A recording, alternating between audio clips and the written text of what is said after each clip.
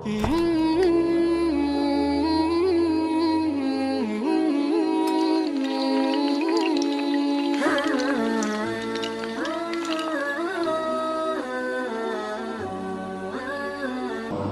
امام صاحب رحمہ اللہ فرمائی، امام ابو حنیفہ رحمہ اللہ اغوی فرمائی چی قربانی واجب دا، اور نور ائمہ کرام فرمائی چی قربانی واجب نا بلکہ قربانی سنت تا۔ زمونگا مسلک دا دے چی قربانی واجب دا، او پچا بانی واجب دا نو فقہاء کرام لکھی الاضحیۃ واجبۃ علی کل حر مسلم مقیم موسن فی یوم الاضحیٰ۔ قربانی واجب دا پا آزاد سڑی باندے، مطلب پا غلام واجب نہ دا، پا مقیم سڑی باندے واجب دا چھ پا خپل کلی علاقہ کی موجودی، پا مسافر باندے واجب نہ دا، او دریم شرط پاکی دا چی دا سڑے مالدار وی دا غٹ اختر پورز باندے، غٹ اختر نا قربانی رس شروع شی پا دا غورز باندے دے مالدار نو پا دا باندے قربانی کول واجب دی، دی لپارا سمرا پیسہ پکار دا یا سمرا سونا و چاندی پکار دا، نو پا دی مسئلو باندے زان خط ہوئی گئے زکا دا دیر اہمی مسئلی دی۔ چا سرا چی 7.5 تولی سونوی، 19 تولی سونا یا 52 تولی چاندی، 2.50 تولی چاندی وسرا، یا دسرا دا 2.50 تولو دا چاندے عمرہ قیمت نقد پیسی موجود بھی، یا دا دمرہ قیمت موافق دسرا دا تجارت سامان موجود بھی، نو بدی سڑی باندی قربانی واجب دا۔ دا کور پا سامان باندی قربانی نشتا، فرج دے، اے سی دا، دا استعمال گاڑے دے، موٹر سیکل دے، دی شزنو باندی قربانی نلازمی کی زکا دی دوئے ضروریات اصلیہ، پا کور کی جگم لوخی پراتی وی پا دا غلوخ باندیم سڑی باندی سارسایم نواجبی گی او دا باندی قربانیم نواجبی گی، زکا دا پا ضروریات اصلیہ کی رازی۔ خپل جائداد دے ازمکا اے کہ زان دا پارا کرل کئی زان لریبل کرل کئی نو بدی باندیم سڑی باندی قربانی نواجبی زکا دا ہر سو پا ضروریات اصلیوں کی رازی۔ نو 7.5 تولی سونا یا 52 تولی چاندی یا دا 52 تولی دا چاندی دا قیمت موافق عمرہ نقد پیسی یا دا 52 تولی چاندی چی سمرہ قیمت جوڑی گی دا آغی عمرہ سامان تجارت تاثر موجودی، نو دی سڑی باندی قربانی واجب دا۔ دا 52 تولو چاندی قیمت سمرہ جوڑی گی، نو 52 تولو چاندی حساب ما پرون نابل رز لگو لیو، نو دا جوڑی گی 63,682 روپائی، دریش پیت زرا شپگ سوا او 2 روپائی، مطلب 2 پیت زرا دریش پیت زرا روپائی تاثر موجودی بھی، نو بس پتا باندی قربانی لازم دا، یوئی سا قربانی بتکے دا دا قربانی نصاب شو۔ اس چی وسط اشتدے و قربانی نکے، نو نبی علیہ السلام فرمائی چی دا چا وسط اشتدے و دا قربانی نکا نو دے دے زما عیدگاہ زما جماعت تموز لدرازی، دا خبری پر ان تیرے شوئے۔ قربانی پوڑو سارو باندیم کی گی، پغٹو باندیم کی گی، چیلائیں گڑ گڑے چیلے چیلائیں دی کی صرف یوئی سا کولے شے، دا با صرف دا یو کس طرف نکی گی، دین علاوہ غوا میخا او اخ پدی کی او کسانو پوری کسی شریکی دیشی، یو کس پا کی 2 مغش دیشی، 3 مغش دیشی، یو کس پا کی اوانی سیم نیویشی، خبوڑو کی ساروی کی بس صرف یہ اسنی سی ایگیڈی دی اسی دیشی نیویشی۔ جابر رضی اللہ فرمائی نحرنا مع رسول اللہ صلی اللہ علیہ وسلم البقرۃ عن 7 والبدنۃ عن 7، دا نبی علیہ السلام پا زمانہ کی منگا غوا پا ہوا کسا باندے علالا کڑے ہوا، او منگا اخم پا ہوا کسا باندے علال کڑے ہو، نزید وجہ ہوا کسان پا کی شرکی دیشی۔ خوز دا مسئلہ بزین کی یاد ساتل بکار دی چې کله په یو ساروي کې ډیر کسان شریک شو نو بیا دا چا پکې ځان لیسلا د غوښې تقسیم بکې بیا پکې چې 15 کسانی 15 سی بجوړې او کسانی 20 سی بجوړې اوس چې دا کومي اسی جوړې نو دا اسی وګوره پتول باندې جوړې کدا اسی دی پتول باندې جوړې نه کی عمدا سي دی ورګي نو دا ګوره ناروا دي او بسود کیم داخليږي نو دې د وجه نه عیسی چې کله جدا کې د غوښینا نو دا په پتول سره جوړا کې بل مسله دا ده چې یو سړی ساروی راوستو مثال په یوازې کسبانی ساروی راوستو دل دا ورته بر کس وی چې یاره مام ځان سره شریک کا نو اوس دې ځان سره بل کس شریکولې شي کنه نو شریکولې خوشي خو امام ابو حنیفه رحمه الله فرمایي چې دا مکروه ده خه خبره نه ده چې ځان سره دې شریک کی ځکه چې کله ساروی راولي نو دا غي نمخ کې په لزال ملګری وګورا چې دا ملګری به موږ سره قرباني کوي رستم بګي بیا شریکونه جماعت وي سناروا نه ده خو خبره نه ده زمونږ عموما دا سکیږي چې اول ځان له خلک ملګری را پیدا کی دا غي نه پس بیا ساروی راولي خو بعد کې بګي بیا شریک کو نو بیا هم جایز ده خو عقل دا تقاضا کوي چې دا روي کوي قیاس او عقل دا تقاضا کوي چې کله د ساروی راوستو نو دا غي نه پس تدی په شرکت رانی شي اينه پس بګي بل سره شریک نکي زګه چې دا ساروی تا راوستو دا د قربانې پنیت باندې راوستو قربانې د پاره شو دونه اسی پکې شوي اوس سے پکې ته یو بل کس شریکې نو دی کې ته یو بل اسم زیاته نو عقل دا وای چې دا دی جایز نشي خو عقل بس خو ونزو غنا اصل چې خو دین دا وای چې خیر دوباره پکې بیا بلم شریکول شي بلا مسله دا چې کله د اختر په ورځ باندې منځ ادا شي د اختر د سحر نه خد اختر دغه د اختر منځ کله ادا شي نو د قربانای وخت شروع شو دا بیا تر کوم وخت پورې دی د قربانای د ورځ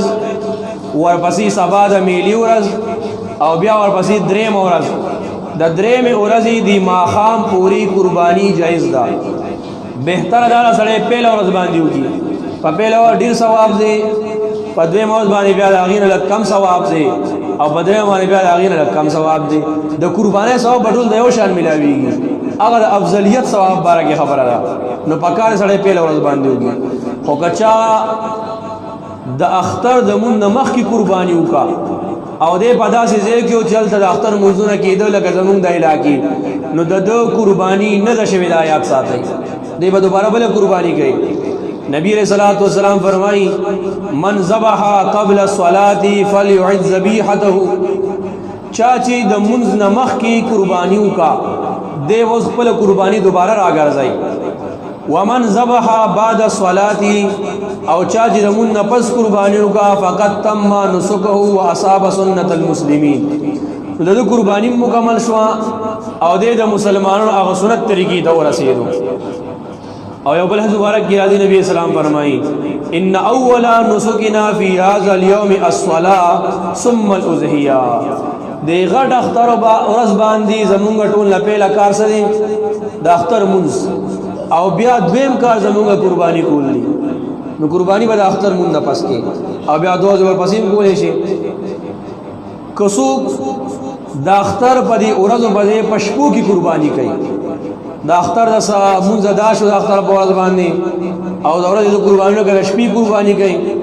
نو پخوانی فقهاو بلیکل چې د شپې ساروی علالل دا مکروه دي او د کراهت وجه دا وا چې یره تیاری وي او اسنا په علاله کې درنا غلطیو نشي ساروی نه خراب نشي خونن سبا خو د تیارانو څخه خبره نه پیدا کیږي ارجا غړ غړ لیټونه دي غړ لیټ وته لګو هیڅ پکې سړی نه خطا کیږي نن سبا د معنی کې د شپیم علالو کې نو مکروه نه ده سړی کولی شي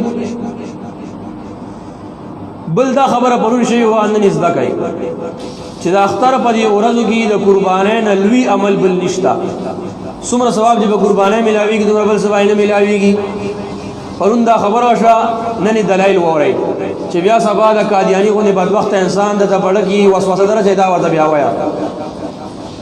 پدا غوړه کی قربانی د ټول افضل عمل د دوه وجه نه دی یو وجه دا چې قربانی یا واجب ده یا سنت. زموږ مسلک کې واجب ده، نور علما ورته سنت وایي. نو قربانی یا واجب ده یا سنت ده، او عام صدقه هغه نفل ده. نو په نوافلو کې سنت او واجب خوشو کوتش نفل خوشو، سنت او واجب خوشو. نو دې د وجه نه قربانی د نورو صدقونه افضل ده. دویمه وجه دا ده چې د قربانۍ کله وخت تیر شي نو بیا نه کیږي، او نفلی صدقې د هغې لپاره هېڅ وخت نشته، هغه هر وخت کولی شي. نو په دغه ورځ کې دې دوو د وجې نه قرباني افضل ده په دغه ورځ. دا بعضې مسایل. ولا یضحي بالعمیا والعورا والعرجا، پړون څاروي باندې قرباني نه کېږي. څومره پورې ړوند نو فقهاو لیکلي چې اوس دواړه سترګې کار نه کوي، بیا خبره ختمه ده. چې یو سترګې کار کوي او یو نه کوي بیا هم ورباندې نه پکار. خو که دواړه سترګې کار کوي خو دا یو سترګې لږ کم کار کوي نو بیا فقهاو لیکلي دي که د دې یو سترګې نظري د درېیمې حصې عمره کم شوي وي یا درېیمې حصې نه کم شوي وي نو بیا ورباندې قرباني کېږي. خو که دې نه زیات کم شوي بیا ورباندې قرباني نه کېږي. دا به اوس معلومي څنګه چې درېیمې حصې نه کم څومره دی. نو فقها ډېر هوښیار خلک دي، هغه یو شی هم نه پرېښی. فقهاو طریقه ښودلې ده چې دا څاروی به یو ورځ دوه اوږې وساتي، چې کله ښه اوږې شي نو دا ړنده سترګه به ورله وتړي او لرې نه به ګیا په لاس ونیسي، خودی را خودی به را روان اوسه. چې چېرته نه دې چیلۍ ستا دا ګیا صحیح کړو په ټوپونو شه به دغلته یو کرخه راکاږه، تا ته پته ولګېږي چې دا چیلۍ دې ځای پورې نظر لګي، دې ځای پورې ګیا ته شوق پیدا کېږي. نو دی فل نظر شو، بیا ورله دا سمه سترګه وتړه، دا ړنده سترګه ورله راکولاو کا او بیا ورته ګیا وښیه هغه ځای نه. نو بیا راځه چې کوم ځای کې ګیا ته دا په ټوپونو شوه هلته یو کرخه راکاږه. بیا وګوره چې د دواړو کرښو منځ کې څومره فاصله ده. نو که د دواړو کرښو منځ کې د دې کرښې نه چیلۍ پورې چې څومره فاصله ده د هغې درېیمه حصه وه نو په دې باندې قرباني بیا ناروا ده، او که د هغې نه کم وه بیا ورباندې قرباني روا ده. خو ګورې د هغه صورتونو کې دی چې بل څاروی نه میلاوېږي، چې بل څاروی میلاوېږي دا شک والا څاروی ولې هلې. نو دې د وجې نه فقهاو لیکلي دي ولا یضحي بالعمیا، پړون څاروي باندې قرباني نه کېږي. والعورا، او په ګوډه په کوڼ څاروي باندې هم قرباني نه کېږي. کوڼ څاروی په دواړو غوږونو باندې کوڼ دی. یاره دا ډېره سخته مسله وه. مونږ چې کله تخصص کې وو مفتي کورس چې مونږ کله کولو دا مسله راغلې وه. نو دا مسله چې کله راغله نو مونږ سره یو ساده غوندې طالب علم و، بس هغه به د بار مسلو ته ډېر خوشحالېدو، بس هغه وایي دا ماله راکئ. هغه مسله یې واغېسته، وایي دا زه حل کومه. خو چې کله سوال ته وکتو نو بیا خفه و چې دا سوال مې ولې اخیستی دی، ځکه دا به څنګه پته لګي چې څاروی په غوږونو باندې کوڼ دی او قسم دی. نو غریب پې ډېر زیات وکړېدو، بیا د څاروو دفتر ته لاړو، هلته یې ډاکټرانو نه تپوس وکړو چې یاره مونږ ته داسې فتوا راغلې ده او دا به مونږ ته څنګه پته لګي چې څاروی کوڼ دی. نو ډاکټران هم یو ودي وایي چا وی چغه ورته ووه، چا سوي نو په چغه باندې خو هم پته نه لګي. نو ډاکټران هم حیران شو، وایي داسې عجیبه مسله دې راوړې چې مونږ هم پرې نه پوهېږو. نو بهرحاله مسله هم داسې پاتې شوه. بس دا وویلو چې فقهاو لیکلي چې په کوڼ څاروي باندې نه کېږي، خو څنګه یې معلومې بس الله دې معلوم کړي، نو ګرانه ده. والعرجا، او په ګوډ څاروي باندې هم قرباني ناروا ده. خو څومره ګوډه داسې څاروی چې هغه درې خپې مکمل کار کوي او دا څلورمه خپې لږه غوندې ګوډه نه خو په ځمکه باندې لګولی شي، کم ځای ته چې ته بوځي هغه ځای پورې تللی شي، نو په دې باندې قرباني روا ده، قرباني بې جایز ده. خو که دا درېیمه خپې ګوډه یې بلکل په ځمکه لګولی نه شي او کم ځای ته چې علالي دپاره بوځي هغه ځای ته نه شي تللی، نو بیا په دې څاروي باندې قرباني ناروا ده. ولل عجفا، او په عجفا باندې قرباني ناروا ده. عجفا هغه څاروی چې دومره زیات مانده وي چې بالکل دا پختی په یو بل کې ورغلی وي، نو داسې څاروي باندې قرباني ناروا ده. د عجفا باره کې فقهاو دا هم لیکلي دي علماء کرامو چې دا هغه ځناور ته وایي چې د ده په وجود کې هغه سپینې اوبه ختمې شوي وي نو دا سپینې اوبه چې وجود کې ختمې شي کمزوري شي ورسره وجود انخلي ورسره وجود نو داسې څاروی چې بالکل دا پخته یې په یو بل کې ورغلي وي هېڅ شی هم نه وي نو به دا څاروي باندې هم قرباني ناروا ده ځکه دا شی هم نه دی او دا څلور واړه قسمونه په حدیثو کې راغلي چې په دې باندې قرباني ناروا ده ولا تجزئ مقطوعة الاذن والذنب د کوم څاروي چې غوږونه کټ وي په دې څاروي باندې هم قرباني نه کېږي څومره غوږې کټي نو که یو غوږی وي او یوې کټي په ده باندې خو نه کېږي نو چې دوه کټي بیا خو پیسې نه کېږي یو غوږی د درېمې حصې نه زیات کټ دی نو فقهاو لیکلي چې بیا په دې باندې قرباني نه ده پکار نو صحیح څاروي اخیستل پکار دي والذنب لکۍ کټ ده لکۍ چې د کوم څاروي کټي په دې څاروي باندې هم قرباني نه کېږي اوس لکۍ باره کې ډېر اقوال دي ځکه لکۍ یو مقصودي شی دی خلک یې خوښوي د دې غوښه خلک استعمالوي چاول لګیا ځای غټو کې نو امام صاحب رحمه الله هم دې کې ډېر اقوال دي یو قول ترې نه دا دی چې لکۍ درې حصې کې په دغه باندې ناپوهه درې حصې کا دا درېیمه حصه یې که کټ وي نو بس په دې څاروي باندې قرباني نه کېږي خو که د درېیمې حصې نه کمه کټ وي نو بیا ور باندې قرباني کېږي دا د یو روایت دی دویم روایت د امام صاحب نه دا دی چې لکۍ څلور حصې کا نو چې څلورمې حصې نه کم کټ وي نو قرباني پې کېږي خو که څلورمه حصه یې کټ وي نو بیا ور باندې قرباني نه کېږي دریم روایت د امام ابو یوسف او امام محمد رحمهم الله چې دا د هغوی شاګردان دي د هغوی دی هغوی دا فرمایي چې لکۍ نه که درېیمه حصه کټي بیا هم ور باندې قرباني کېږي که د درېیمې حصې نه زیاته کټ وي بیا هم ور باندې قرباني کېږي خو ګوره ورته لکۍ په منځ نیمه کا که نیمه لکۍ کټ وه نو بیا ور باندې قرباني نه کېږي د نیمې نه زیاته لکۍ که باقي پاتې وه نو بیا ور باندې قرباني کېږي اگر که د درېیمې حصې نه زیات کټ وي خو چې لکۍ څومره پاتې ده هغه نیمې نه زیاته پاتې ده نو په دې څاروي باندې قرباني کېږي نو امام ابو یوسف صاحب فرمایي چې کله ما دا وینا خپل استاد ته پیش کا امام ابو حنیفه صاحب ته نو هغه وی فرمایل چې دا ته کومه خبره کې دا خو زم کومه نو علما فرمایي چې امام صاحب رحم الله د خپل قول نه رجوع کا چې ما مخکې دا ویلو خو زه اوس دا وایم څومره غټ عالم وګورئ او د خپلې خبرې نه رجوع کوي نو د وجه نه که یو عالم په مسله کې خطا شي مخکې یو رنګه مسله کړې وه ته وایي چې یاره ما دا کړې وه خو زه خطا شیم زه داسې مسله کوم نو داسې عیب نه دی او نه په دې کې څه شرم شته وعلیه الفتوا او په دې خبره باندې علماو فتوا هم ورکړې ده چې لکۍ د نیمې نه زیاته پاتې قرباني پرې روا خو که نیمه پاتې یا نیمې نه کمه پاتې په دې باندې قرباني ناروا ويجوز ان يضحي بالجماع داسې څاروی چې د هغه ښکرې کټ وي په دې باندې قرباني کېږي اوس ښکر کې خبرې دي که دا ښکرې دومره کټ وي چې بیخي د بیخه وتې وي او د څاروي پکې دماغ ته ښکاره شي نو بیا په دې باندې قرباني ځکه ناروا ده چې دې صورت کې د ده دماغو ته نقصان رسېدلی دی خو که دا ښکر بلکل د بیخ هم کټ وي خو دماغ یې نه ښکاري نو بیا هم پرې قرباني روا ده دا ځکه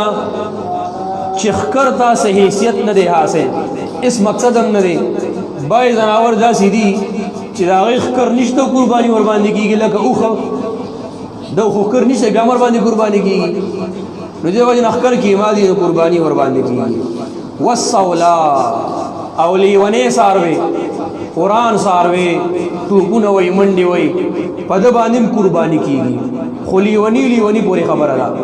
که څاروی دومره پورې لیونې شوي وي چې بالکل د ګیا خوراک یې پرېښی دی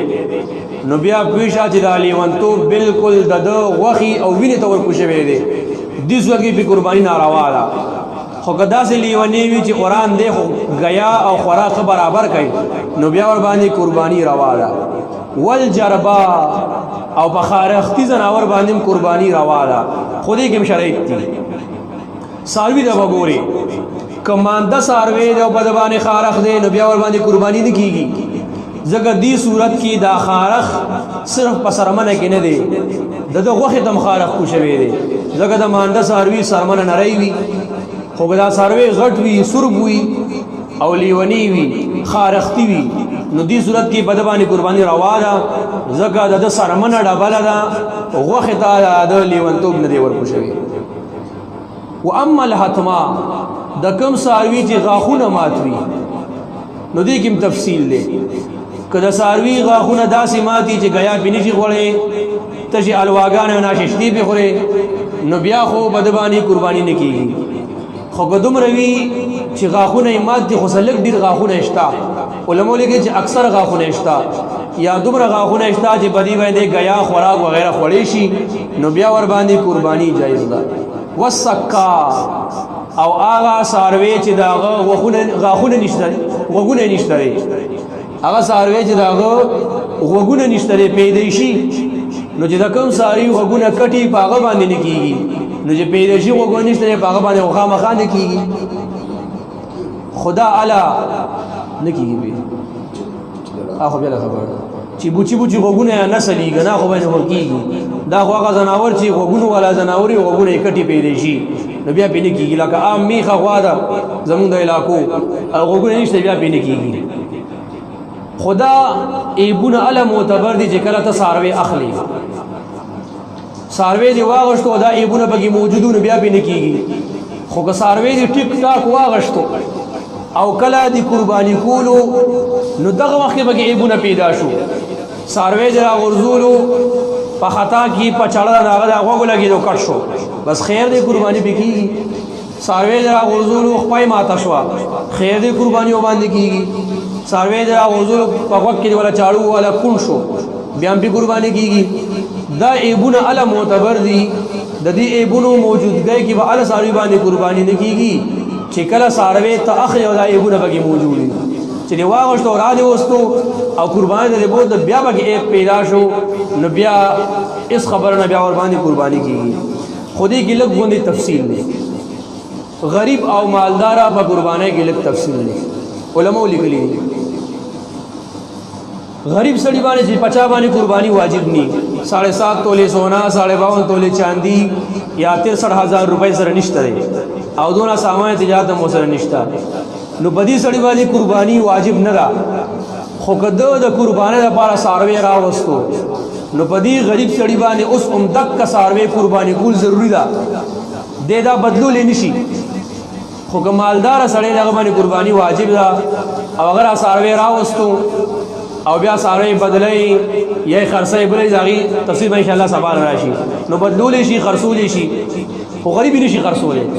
ځکه د غریب باندې قرباني واجب نه واجب د کله بزان واجب کا دغه څاروی د قرباني لپاره خاص شو دی وسم بدی کوي نو دی وجه فقهاو لیکلي دي کله غریب نه څاروی اورک شو نو بس بده باندې قرباني نشته بس خبره ختمه خو که مالدار نه څاروی اورک شو